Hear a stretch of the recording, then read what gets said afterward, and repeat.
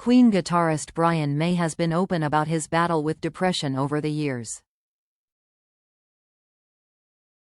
Legendary Queen guitarist Brian May has opened up on his mental health, admitting it becomes very dark if he doesn't keep busy.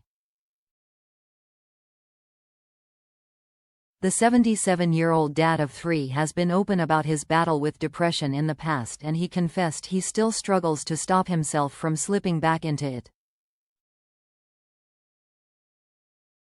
"I've done quite a lot of therapy. I am not doing therapy at the moment. I keep busy. Keeping busy is my therapy. Now I know that may not be the healthiest kind of therapy," he acknowledged. "In fact, the therapy I went to, one of the mantras was, 'Are you a human being or a human doing?' You know, to be a human being, you have to be not that busy and still be okay with yourself. I don't really have that talent. I do need to be busy, or I tend to fall to pieces. I start asking myself too many questions, and it all becomes very, very dark. I don't like myself and stuff," said. "I get busy, and I make little achievements. I make a nice little piece of music, I do a nice interview with somebody nice, and I think, oh, my day was all right," he told the Fret Not podcast in 2023. Brian has been very frank about his struggles in the past and admitted he suffered from such severe depression in the early 1990s.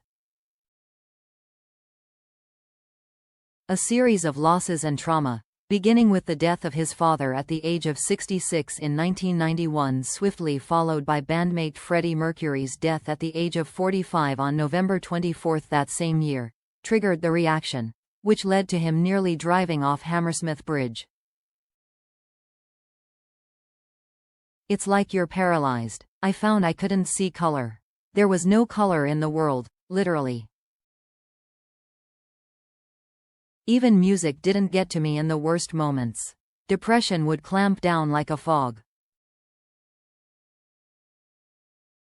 Black fog," he recalled. "I have great strength, a strong optimistic side, but because I didn't really deal with the loss, I was carrying this low-grade depression for a long time.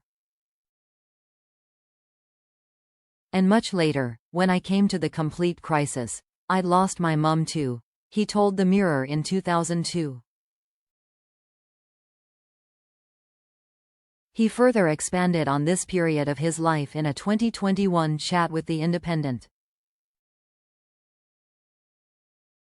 "I was mostly very, very depressed and despondent, losing too much at one time.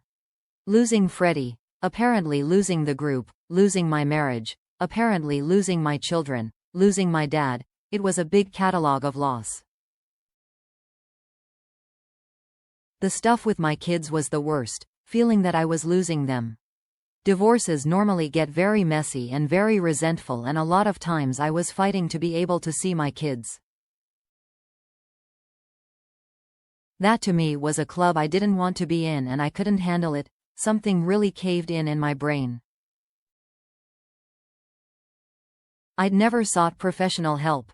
I just wallowed around in it and tried to solve it in my own ways.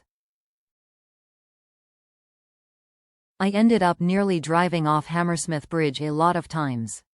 I couldn't cope," he said.